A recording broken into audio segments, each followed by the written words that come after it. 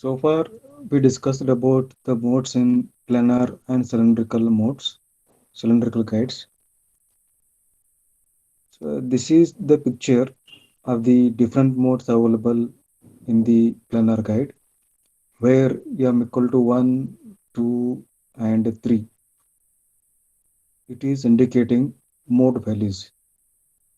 It is depicting number of times the electric field distribution is crossing fiber axis.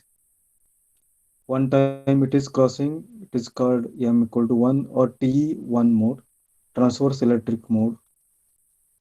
If it is crossing two times, it is T2 and so on.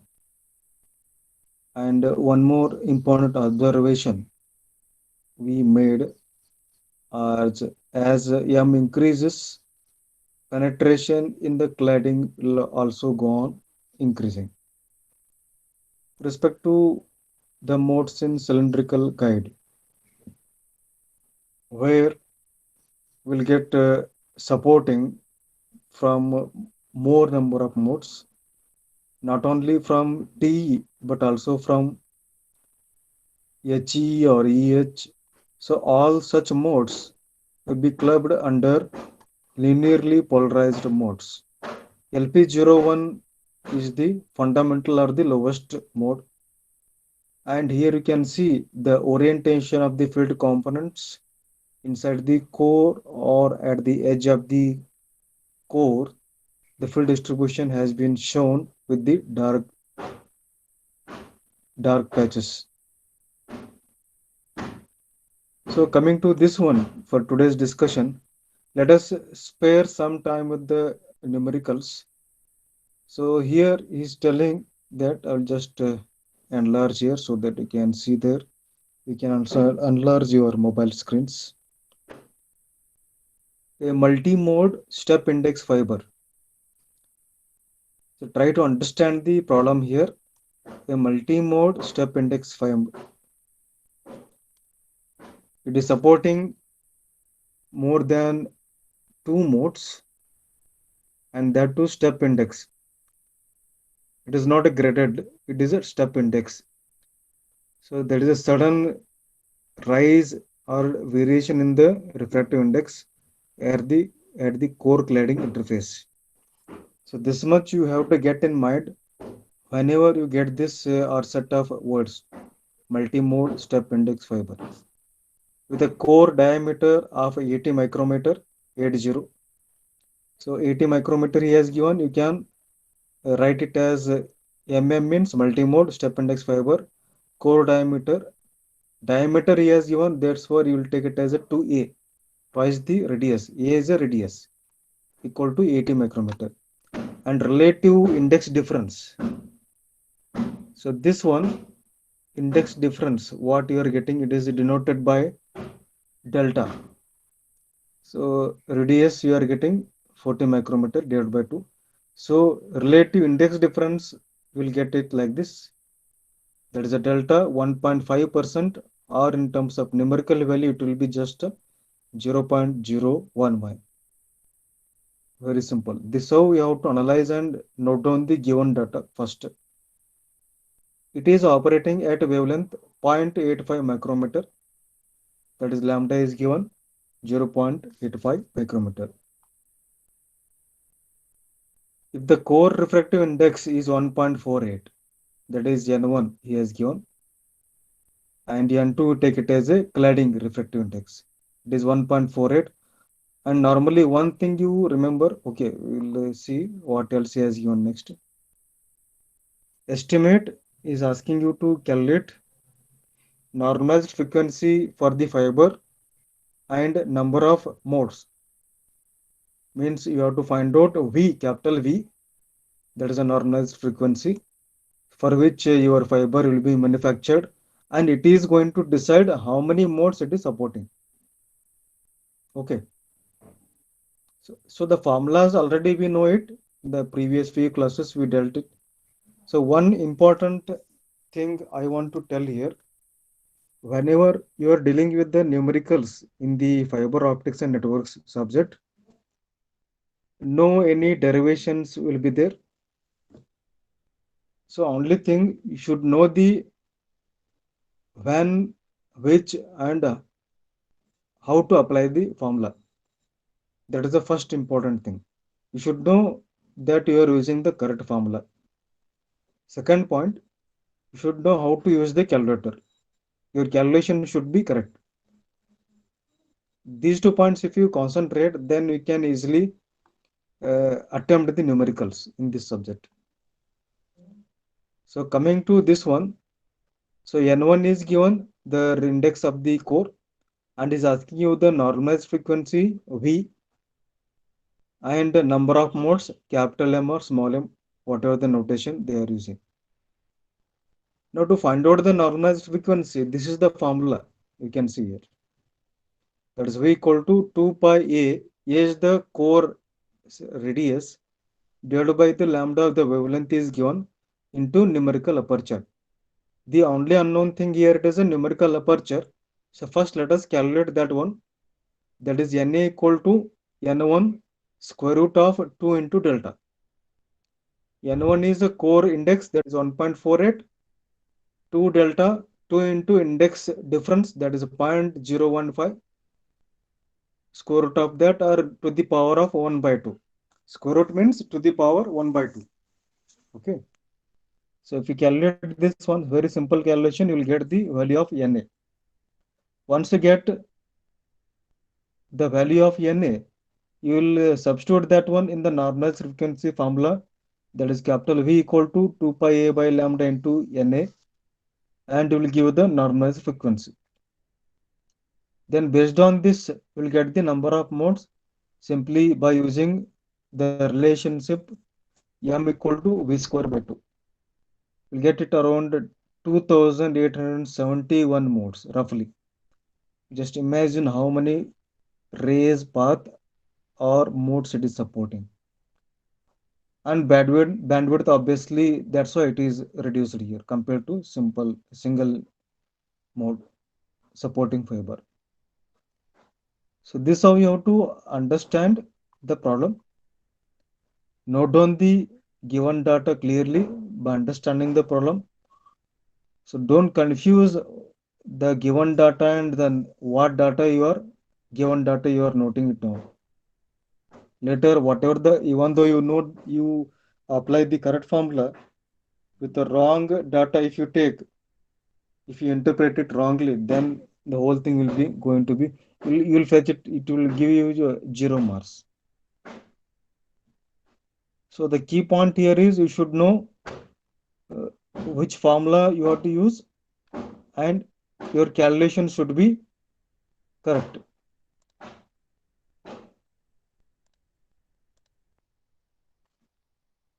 Yes, we'll go for the next one. This is a step index multimode fiber. Another similar case with a numerical aperture. Now he has given numerical aperture that is Na 0.2. You can note it down.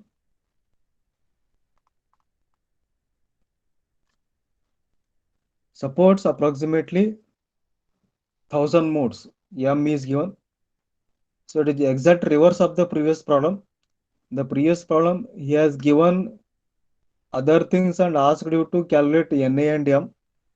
Now he will be giving Na and M as the given data. Na is 0.2 and modes it is supporting 1000 and technology wavelength technology it is supporting is 850 nanometer wavelength.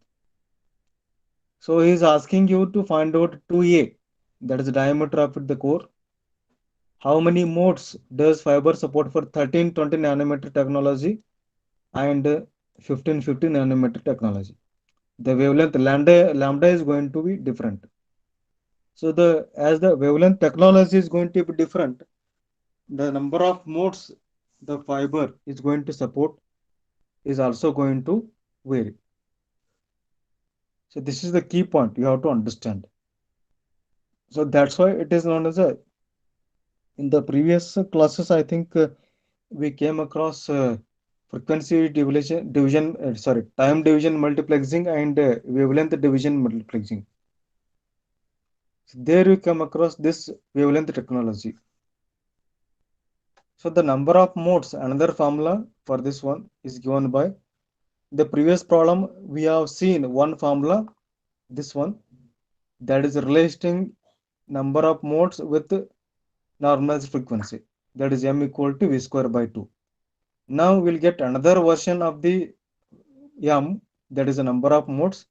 This will be giving you the relationship between m wavelength and numerical aperture, that is m equal to half square root of pi by lambda into na. Okay, I can substitute the things here. M, that is the number of modes, 1000 is given, that is equal to half square root of square of pi into a divided by lambda. He has given in the problem that it is supporting 850 nanometer wavelength. So that you can substitute 850 nanometer means 850 into 10 to the power minus 9, isn't it? Hope you are getting my voice, no? I have forgotten to ask this one. Can anyone tell me? Yes, sir. Okay, thank you. Into this numerical aperture that he has given in the problem. So here you can see in the problem he has given no numerical aperture 0.20. That we have to put here. Then next what we can do is simply all the things are there. Simply you have to solve it for a. Okay. So you can use your calculator and directly here itself we can put the answer. No any intermediate steps are required. Only two-step answer. You mention the correct formula.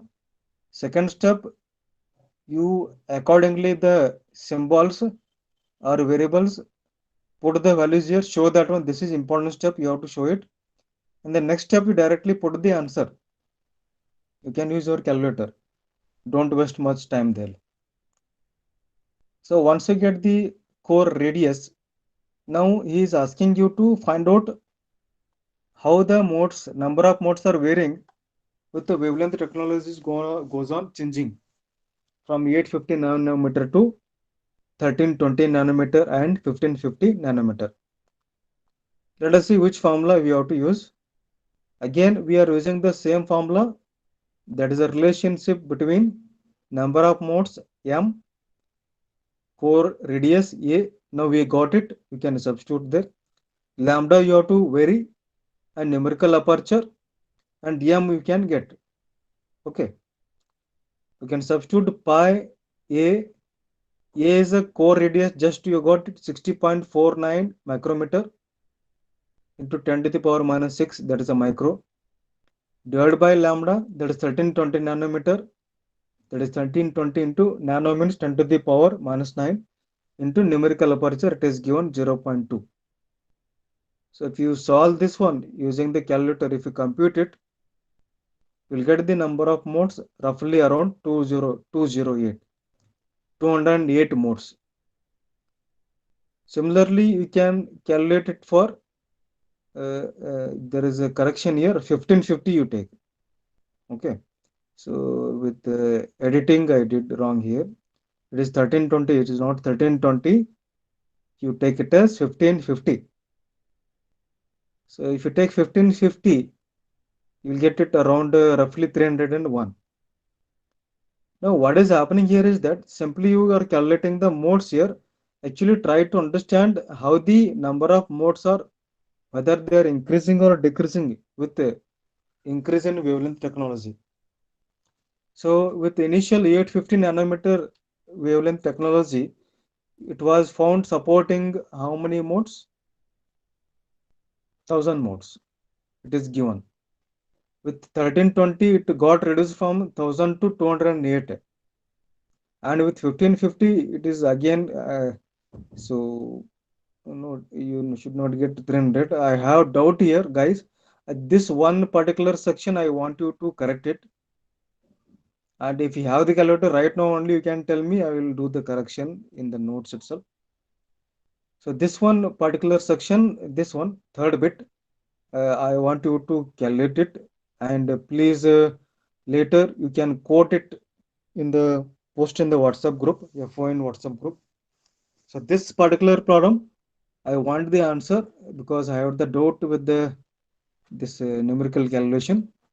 So use your calculator and later you can post it in the group so that I can correct it and recorrect and upload these things in the Google Classroom.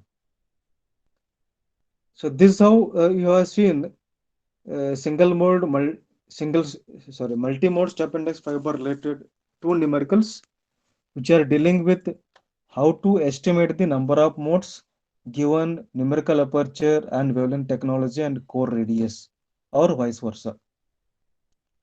Other similar problems are there, like here another one, multi-mode step index optical fiber with a relative index difference. So it is given 1.5%. That is delta, it is given, it is 1.5%, means in numerical value you multiply it by 100, 1.5 into 100 will get it as reduced to 0.015 with the core index 1.48. That is core index, normally you take it as n1 equal to 1.48 to be used for single mode operation. So what is the difference between the previous and this problem? In the previous two problems we just seen, we played with how to estimate the number of modes, or how the modes, number of modes are going to vary with the wavelength technology. Now in this problem, particular problem, the given optical fiber is supporting multi-mode step index. Now he want to convert it to so that it can support single mode operation, to be used for single mode operation. Okay, if the operating wavelength is 0.85 micrometer, that is lambda, it is given. Calculate the core diameter. So we know the relationship between normalized frequency, that is a V, and numerical aperture. Or we in turn we also know the relations between numerical aperture and the index difference. So those things you can substitute here. So what we can get, V equal to 2 pi by lambda A numerical aperture formula is n1 square root of 2 delta. Okay. So V is the normalized frequency he has given.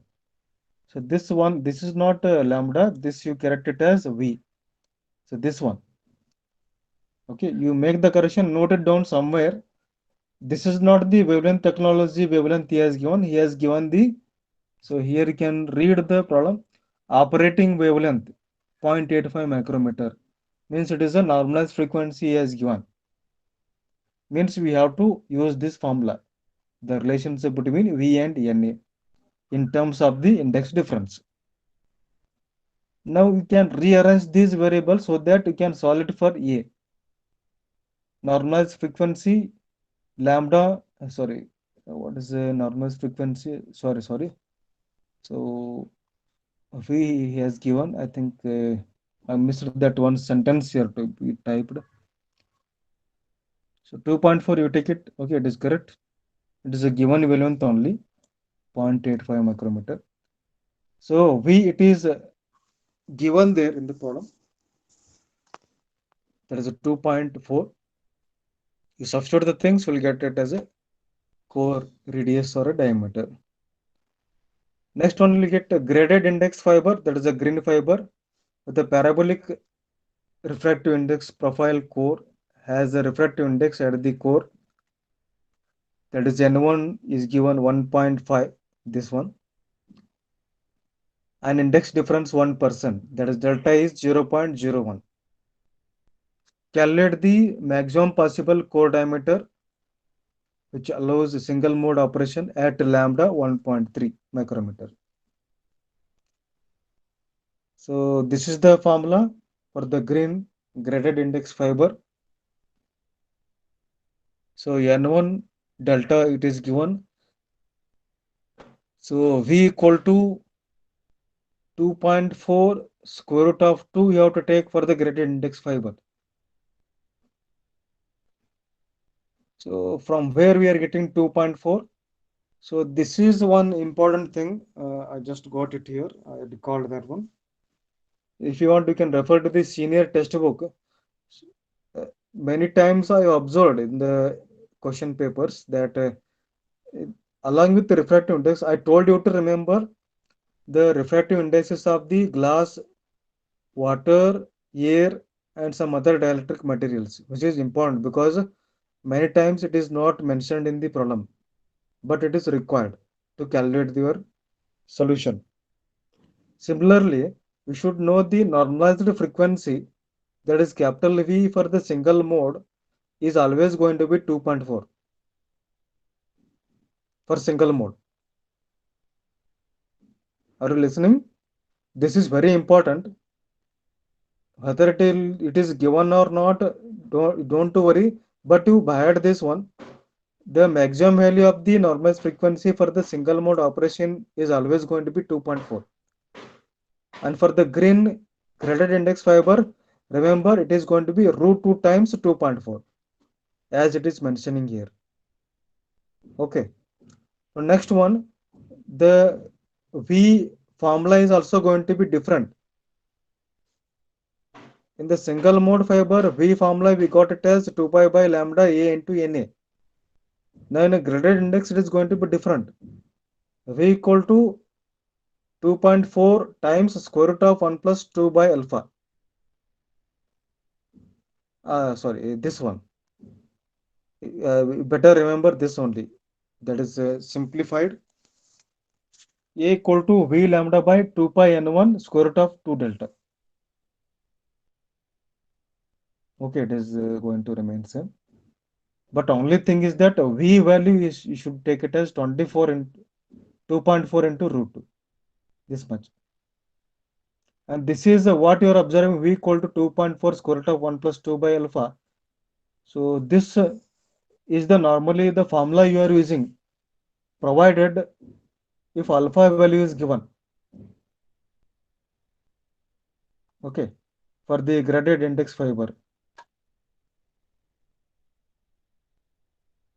That is one dielectric constant is there. You also need to remember, but normally he is going to mention that constant value alpha value. If at all he has not mentioned the normalized frequency. Otherwise, you have to assume for the graded index fiber, V value should be 2.4 into root 2. Same formula we are using, the V and this V lambda to find out the core radius.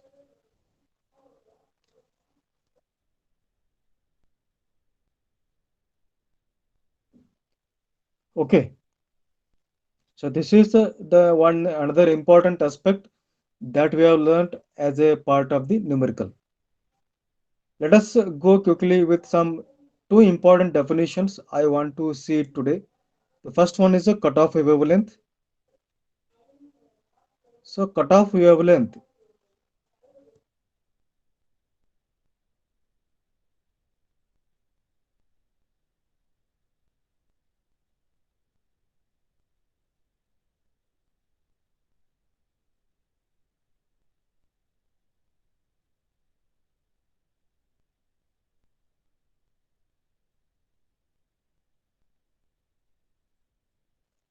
so the cutoff wavelength, as the name itself will indicate, it is one deadline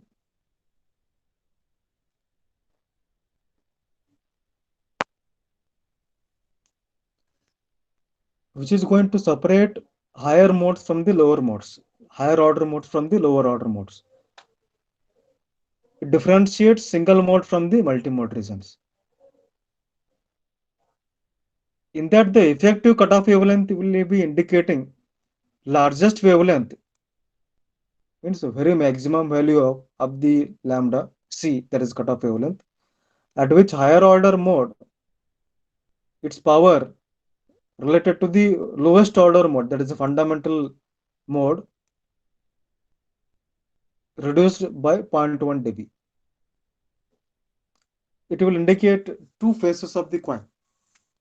In simple terms, it will just differentiate, it can be used to differentiate between the single and multi-mode reasons. Or in the other side, as far as the lower and higher order modes are concerned, it will be indicating the power reduction of the higher order modes in relative to the lower order modes is by 0.1 decibels. So the range of this lambda c recommended to avoid the modal noise and dispersion problems. So these are the two actual distortions that we are getting in the optical fiber that you are going to see in the context of the second model in the next class. So the cutoff wavelength will be kept in this range for this wavelength technology, that is for 1100 to 1280 nanometer wavelength technology. The lambda c will be kept in the range of 1.1 to 1.28 micrometer, that too for single mode fiber. Okay, in this range only we have to keep in order to avoid this distortions, modal noise and dispersion. And these are some of the formulas you should have to remember. The relationship between the normalized frequency, index difference, we know it this one, and cutoff wavelength. Now this V normalized frequency now will be indicated by the cutoff normalized frequency, and this is the relationship between the normalized frequency and the cutoff wavelength, normalized wavelength and cutoff wavelength. Let us consider one very simple problem. Estimate the cutoff wavelength for the step index fiber in single mode operation, the supporting one mode, single mode. The core index is going to be 1.46, that is N1. N1 is given there. Core radius A is given 4.5 micrometer. The relative index difference of 0.25%, that is 0.0025 numerical value. So lambda c will get it by using this formula, 2 pi a n1 square root of 2 delta by Vc. So Vc again, the you have to remember for the step index is going to be 2.405. You substitute the things, we will get it as cutoff wavelength value. So these are the some values I want you to remember. Cutoff wavelength V for the step index and graded index is going to be 2.4 and root 2 times 2.4. Same thing here, these two values. So you can see here in the problem he is not mentioning that one. So these are the some constant values, refractive indices of the glass, water and air and some other dielectric materials, and V value for normalized frequency value for the step and graded index value you have to remember. So next another constant after the cutoff wavelength, mode field diameter and spot size. So mode field diameter is normally concerned with the field distributions. So these field distributions are going to decide the field diameter. And why it is called mode field diameter? Because we have seen here in case of modes in planar guide, these field distributions only are going to decide the mode. For example, in this case, the modes in the planar guide, how many times it is having the zero crossings, that is going to decide the order of the mode. So that's what is called mode field. The mode is decided by the electric field distribution. Its diameter decided by the linearly polarized modes, that is LP01 fundamental mode. So in step and graded index fiber, the field distribution is approximately in the shape of a Gaussian distribution. You can see here in modes in the planar guide or the circular guide, they are going to resemble the Gaussian distribution. You can see these things, dark patches. They are going to resembling the Gaussian distribution. That's what it is telling here. So this mode field diameter is a distance between 1 by e to the power of minus 0.37 near field strength and the power 1 by e square, there is a 0.135. So in single mode fiber for the fundamental mode LP01 on field distribution, the mode field diameter is given by this figure. So you have to explain this figure which has been plotted the distribution of the electric field as a function of the core radius in terms of the micrometer. As the radius of the core will go on increasing, you can see the field distribution goes on decreasing. It is resembling like this. Gaussian distribution, no zero crossing because we are dealing with fundamental mode, means m equal to 0 mode. No zero crossing here. With the means the field distribution is achieving the maximum value of E naught at the center, that is radius, that's fiber axis, and it is reduced by E naught by small e, where the power is reduced by zero point 0.1 decibels. That's what we have discussed in the cutoff wavelength. With the mode field diameter is will be getting 2 omega naught. Sorry. So the relationship between this cutoff wavelength are in terms of radians, omega naught and the mode field diameter is given by omega naught equal to mfd by 2. So the parameter takes into account the wavelength which is dependent on the field penetration into the cladding. This is also taken out because as the mode value, m value go on decreasing, increasing, the penetration in the cladding will go on increasing. You can see here in the modes, in the case of modes in the planar guide. So that's why that penetration is also considered, taken into account when you are going to discuss about this mode field diameter variation with the wavelength. You can see the variation of the mode field diameter with respect to the mode field diameter with respect to the variation of the mode field diameter, that is a wavelength technology. With the 1300 nanometer technology, the mode field diameter variation is like this, and this got we have 1200 nanometer technology with the dispersion flattened. Means you can see the mode field diameter variation is highest in case of 1300 nanometer technology. With the dispersion, it is suffering if you go with the lowest order wavelength technology. So pros and cons will be there whether you are going to choose the lower or higher order wavelength technology. If you choose higher wavelength technology, will get more mode field diameter variation. Or if you go for lower wavelength technology offering, then you will be suffering from the dispersion. Either dispersion is shifted or flattened, but this dispersion will be there. So this about the two important parameters and some numericals I wanted to discuss it today. Next we'll go with the fiber materials. That is the last point I want to discuss before we will wind up the module 1. So what are the requirements for the fiber optic material? The material must be transparent, obviously, so that it can support for the efficient transmission of light. Hope you can easily understand this first requirement. It should be transparent, not translucent.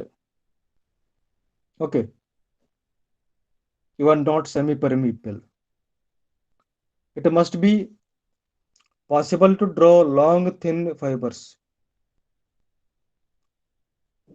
Means it is ductile.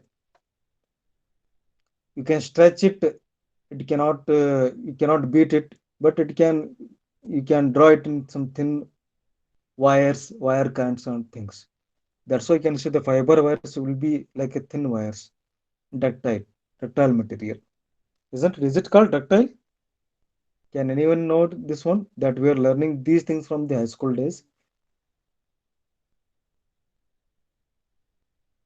If you stretch it, the material cannot be broken, but it can be drawn into thin wire. What is that properties now? Is it ductile? No? Anybody knows? So these are some of the key points for today's discussion. So fiber material should be transparent. It should be ductile. Means it should be drawn into thin wires without breaking, and should be compatible with the cladding material. It cannot do quarreling with the cladding. It can adjust. It should be compatible with the cladding. So these are the two such materials, glass and plastics, which can fulfill all the three conditions which are required to be said as fiber optic material. So normally for the glass, it came from the silica or silicate. The normal is red sand, very costly material. So various types of high loss or low loss glass fibers are available to suit our requirements. So plastic fibers are not popular because of high attenuation and offers lower mechanical strength compared to the glass. So let's see the glass fibers. That's why compared to the plastic. So glass is made by fusing the mixtures of metal oxides having the index 1.458 at 850 nanometer technology. For changing the refractive index, different oxides such as this one is beryllium oxide, germanium dioxide, phosphorus dioxide added as dopants. So figure shows the variation of refractive index with the doping concentration. So if you look at this table here, so using these three fundamental compounds, we can use in different combinations to decide the material for the core. We'll get corresponding cladding material should be this one. For example, if we consider germanium dioxide and silicon dioxide mixture as a material for the core, then cladding should be silicon dioxide. And if you consider silicon dioxide as a core material, then the cladding should be bromium dioxide and silicon dioxide combination, like that. So the principal raw material for the silica should be sand and glass. By wearing these combinations, so why you are going for these combinations? Not to achieve the different refractive index for the core and cladding. That's all. We can see here the variation of the refractive index with the percentage of doping concentration. The doping concentration of the fluorine goes on decreasing from 0 to 5%. The refractive index you will be achieving will go on decreasing from somewhere around 1.42 to nearly 44, I think. Similarly, if you vary the germanium dioxide and potassium pentoxide, and for these two cases, we'll get increasing refractive index from 1.46 to 1.48. If you want reduction in the refractive index from 1.46 to 44, in that case, you have to choose B2O3 and fluorine, their combinations as the core or cladding, depending on where you want. So you want reduced refractive index means you can prefer it for the cladding. So here you can see for the cladding they are using here. So the desirable properties for the silica glass are like this: resistance to deformation even at high temperature. Temperature ಜಾಸ್ತಿ ಆದ್ರೂ it should not lose its resistance. Resistance to breakage from thermal shocks, low thermal expansion, good chemical durability, transparency, So other types of glass fibers comes in the form of halide glass, active glass, chalcedonide glass, and plastic optical fibers. So this is about the fiber optic materials. Many times we got the short note on this one. That is the requirements for the fiber optic materials. Under the same heading, we are getting two versions of the optical fibers, which are called photonic crystal fibers, also known as the holy fibers, because having the ear holes inside the core, means surrounding the core. The size and spacing of these holes are microstructure, and refractive index of its material decides light guiding characteristics of the PCS. That is the photonic crystal fibers. Means size means radius of the holes, and dielectric material between these holes is going to decide the characteristic features of the PCF. There are two versions of the PCF: index guiding PCF, where it has the ear holes in this shape, hexagonal shape, having each hole having the diameter of d with a pitch A. Pitch A, it will indicate the ear hole. Each ear hole refers to the cladding, and pitch here it will indicate similar to our pitch itself. At what pitch or frequency now I'm talking, at what intensity the information will be transmitted, that is a pitch A. So because of the presence of ear holes, it will decreases the refractive index in the cladding, and obviously it is required. And now we can see this hexagonal shaped ear holes surrounding this solid high index core that is totally hollow.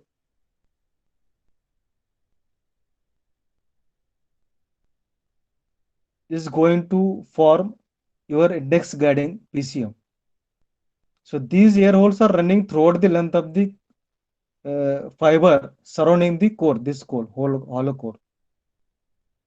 Cladding is embedded with these ear holes. So therefore, because of the presence of the ear holes in the cladding, will reduces the cladding index. It is known as a step index optical fiber. There is a sudden variation in the index at the core cladding interface. So pure silica core of PCF has the advantages over the normal conventional fibers, like very low losses, ability to transmit high optical power levels, and high resistance to darkening effects that you can see in the next few classes in the module 2.